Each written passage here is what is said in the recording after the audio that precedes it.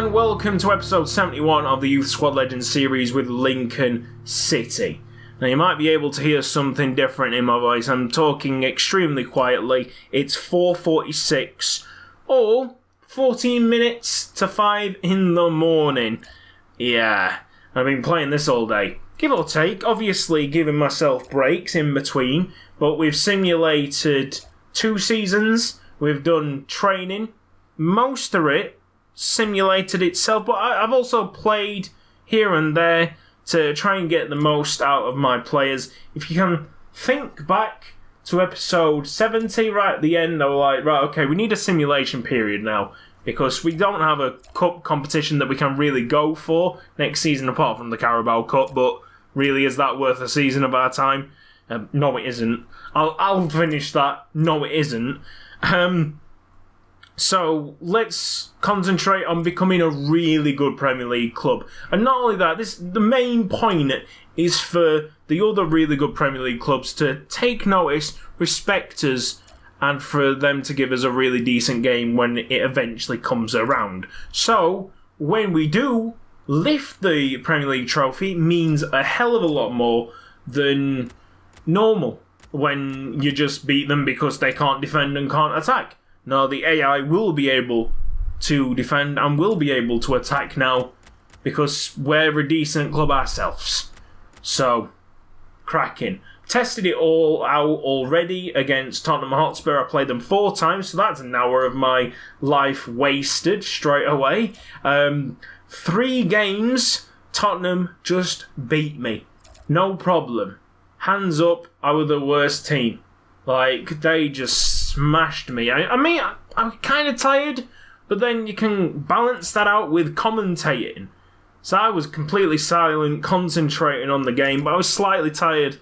It's going to be the exact same when I'm commentating. That concentration level ain't going to be 100% because I have to talk at the same time. Not happening.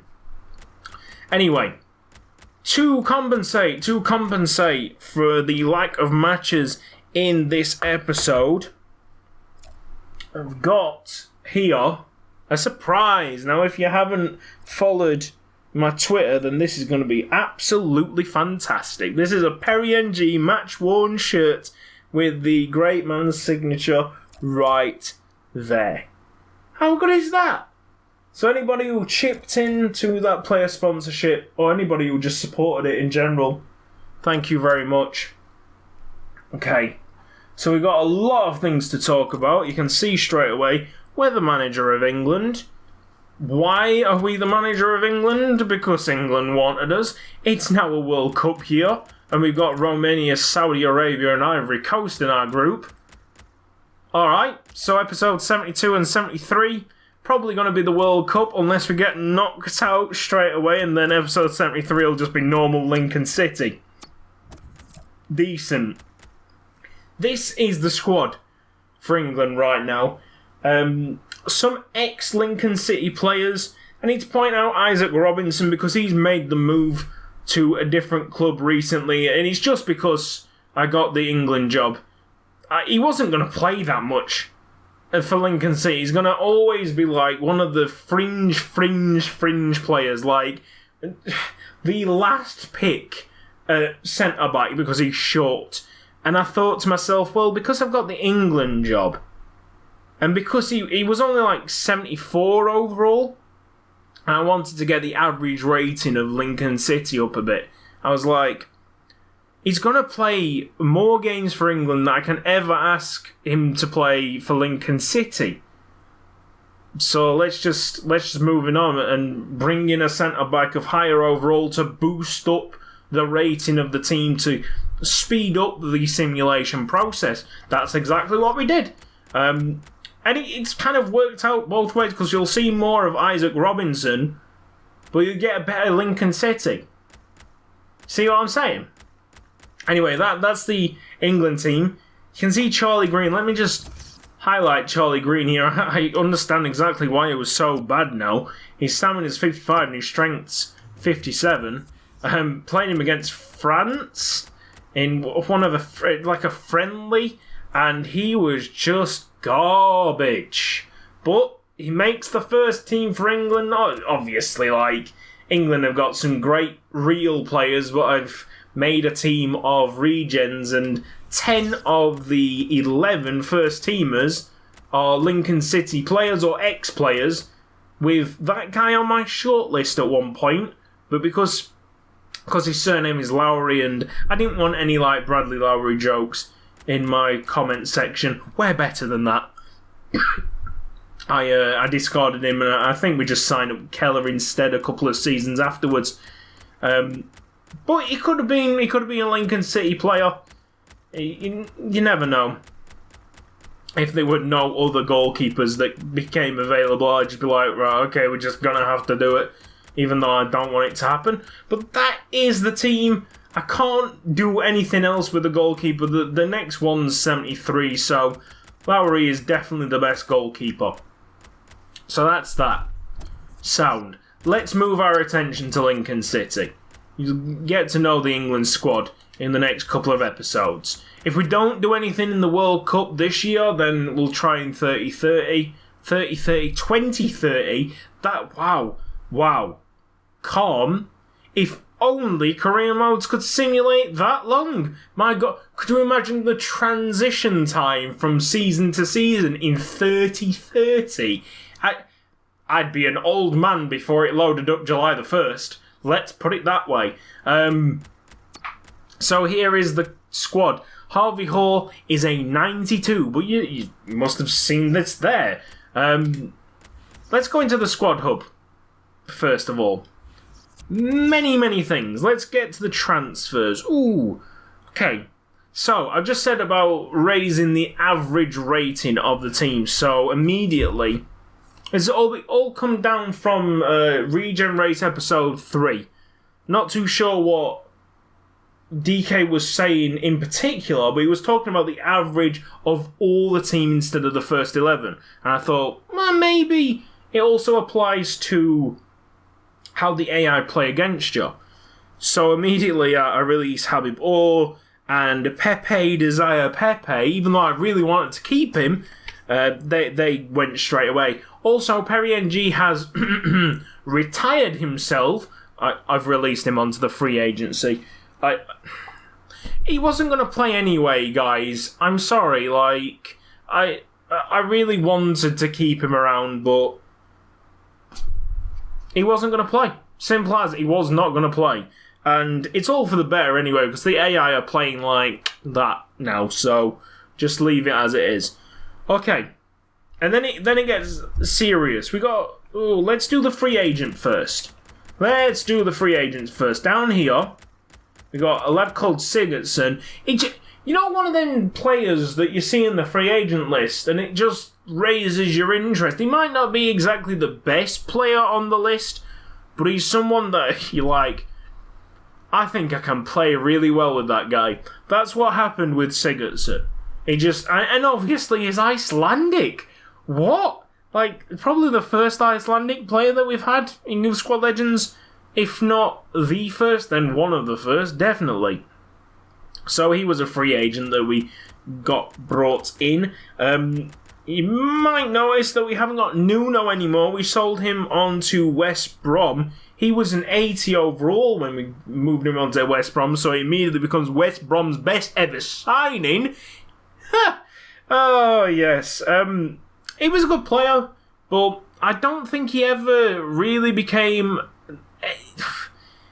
even like remotely exciting to the fans, you guys. Never mind one of the fan favourites. So I was like, alright, well, let's just move him on. I'm sure Sigurdsson will raise a little bit of interest. Nuno was not doing that. Go up to the top now. Right. Cheryl Lammers. Now, you might have heard of this player before. I have had him on my books from Season 2 or Season 3.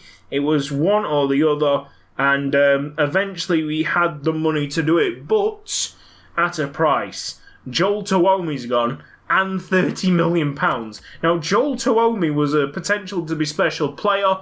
I wanted to keep him around, but him alongside his brother Leo and Joel both disappointing. I expected Joel to be something very, very special, and he just He just wasn't. I know, like, his rating's going to tell a completely different story eventually, but for me, he just wasn't doing it. And Yuko Ike, Ollie Mason even, on that side, were just much better. Cheryl Emmers, also in that category of just really decent winger, but you're expecting that from an 88 overall. Central defensive midfielder Nzeza with the crazy hair has gone. He was just there for the crazy hair and he was not a good holding midfielder, so I was like, sod it. Off you go, mate. He just saved up a little bit of time in training so I can concentrate on others. Now, still, there's been some short straws. Emmanuel Harbe, I've not trained. Not because I've decided not to train him, it's just like other people needed the training quicker and now more instantaneous, and Harbe's just been just chilling in the background going, I really need to get training myself, and I didn't get to him. Emmanuel Harbe and Rui Faria. Let's go down. I have been training Rui Faria, but he's still 77. They will be straight on the training alongside the Icelandic lad. Keeps raising the average rating of the team. And I think, other than Harbe and the Icelandic lad, the lowest rated player is 77. So, quickly get them up to 77 and we've got a really decent side. Where have we got to? Keller was sold, the goalkeeper. He went to Liverpool. And it were only because of this guy. We signed him on a pre-contract. Yet again, another person that we've had on the shortlist for ages. Please tell me how you say his surname. Please, please. Before I butcher it completely. Alright. So, the departure of Nzeza means that we'd only had one holding midfield player. So there was another swap deal. Marvin Coco went, just had a good name. He didn't have anything special with him. So he went to wherever this guy came from, I can't remember. But coming towards us was Christopher Lanoas. And it's impressive because we got two CDMs that are now called Christopher. That is funny. So hopefully Lanoas is as good as Mama Wepo. This was Marvin Coco plus 60 million to land Lanoas. I think it's alright. Like, Coco was just not a great player anyway, so it was just 60 million pounds. Isaac Robinson's gone. He went to AC Milan for 6.2 million. We've also got, hang on, Dinny Connolly. Let's try and find him. You might not be able to recognise him because I don't think I gave him that much game time. In the last season, I did pick him up on the free agents at the start of the last season that we played. He's now grown up to 83, sold him for 25.3 million. Can't really complain. He was just CAM that was well down the pecking order. I'd got Sandoval, I had Duarte, and also who was the other guy? Ben Murphy, of course. And Ben Murphy's now an 83. He's actually better than Duarte technically. That's incredible. He's a good little player. He's energetic. He's a lot more energetic than Justin Duarte, but Duarte better technically. Last signing. Go up. We got Cura Reno. 83 overall right now, signed for 31.1 million from Burnley. That was a replacement for Isaac Robinson. Transfers are all done. I've written them all in the book to make sure that everything was talked about. So that's what's happened to the squad. I tried to not ruin it as much as I could have. I really could have ruined the side a lot. So there's still... The backbone is well and truly there. Just added a couple of players to raise the average rating, and then that guy that I just had a special feeling for not in that way. But we'll see. We'll see if I'm right. The inkling's right on this lad. If he starts scoring, then I'll be like, I told you so. I just had that feeling. Should we run through it, or should we just go through certain aspects? So Kude got trained. Corvetto was up to an 83, then both 83. Really strong. Probably my best position goalkeeper now. Didn't actually really want to upgrade it, but just had a look at the pre-contracts. Noticed that the 90 was there, and I said, well, who's the worst out of the goalkeepers that we had? And it was just Keller, wasn't it? Corvetto was good. Especially, he can save with his feet. He's got a trait to save with his feet. So, just kept him. Obviously kept Kude number 1, even with the 90 overall around. Jamie Phillips up to an 84. Emmanuel Harbe needs to get trained. Mayat's up to a 78. Zen's up to 80. Just talked about Corrino. Asores, 78. I expected a little bit more for him, but if you go to attributes, his defending's only 77. So, there's training available for him if needed. Not desperate to train him, though. Ninkovic, once again, I just expected him to grow a little bit quicker. I'm sure he's an absolute monster at 80 overall. Trained at Super Cooper a little bit to an 81. Happy with that. Prince Samba, 78. And Weke Kingdom, that took a bit of time to train up these two. But they're both 78 now. Yone running 79. Then we have Lanoas. Mama Weppers 79, no training on him, no problem. Ilpo the surprise of all surprises, obviously we've gone a little bit further training, testing with Tottenham Hotspur. He moved up to 89 there. He's only an exciting prospect, but he was the top of the exciting prospect. One more overall, and he would have been a potential to be a special player. He's so good, this lad. But he gets benched for Rui Faria. Ollie Mason, quick, really quick, and he's built for it now. He's turned into a man. He's a boy that's turned into a man now. And it's good because he's got competition in Cheryl Lammers.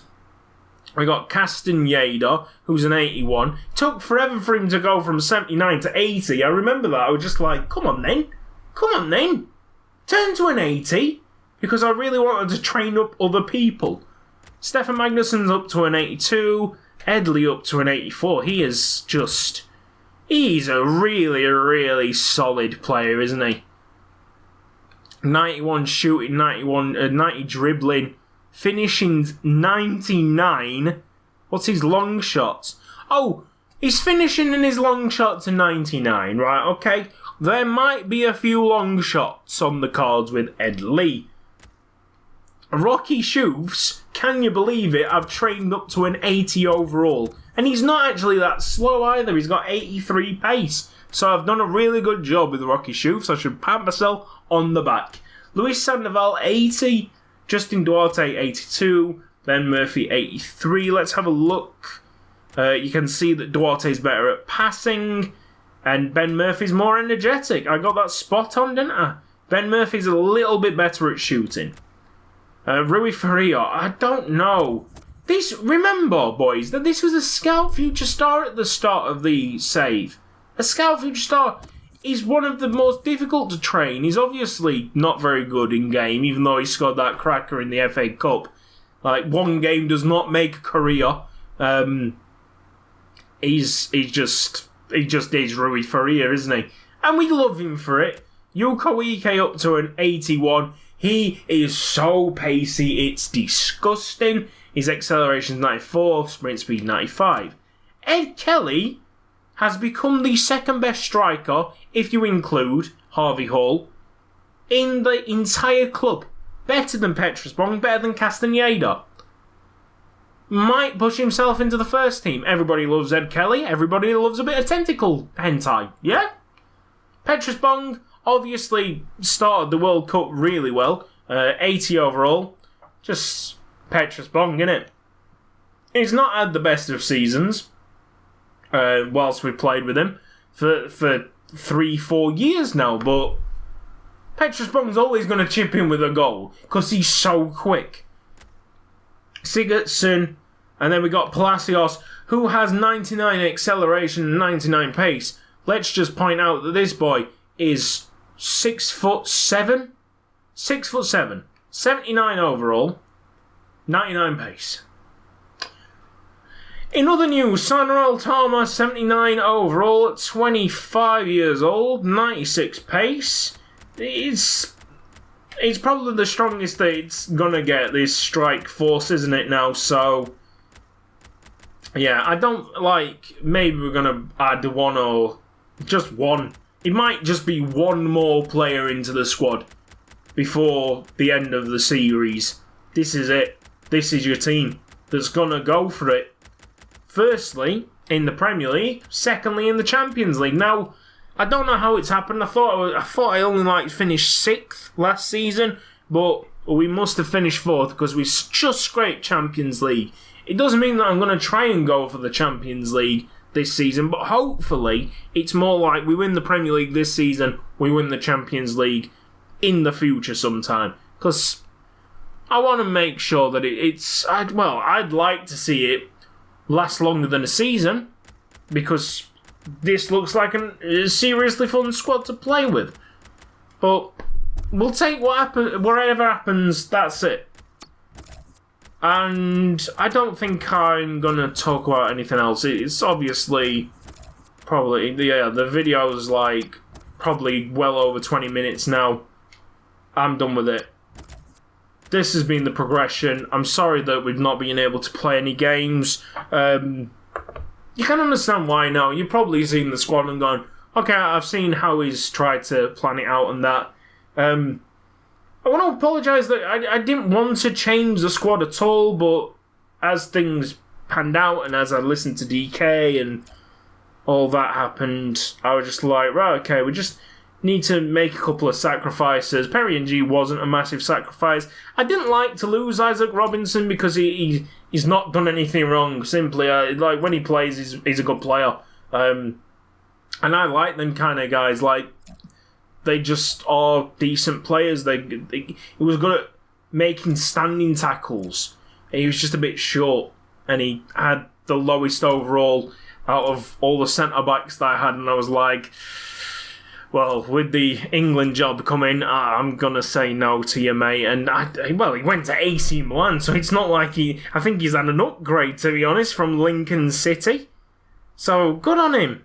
I hope to see a lot of him in the World Cup. This has been Cutzy. Thank you for watching this episode of Youth Squad Legends. If you've enjoyed it, then please give the video a like. If you are not subscribed yet, then press the red box. I don't understand if you subscribe after this video, because I don't understand how this sells the channel. But be my guest. Press the red box if you want to subscribe. Press the bell icon for mobile notifications. You always want to know when the video gets out. See you in a bit.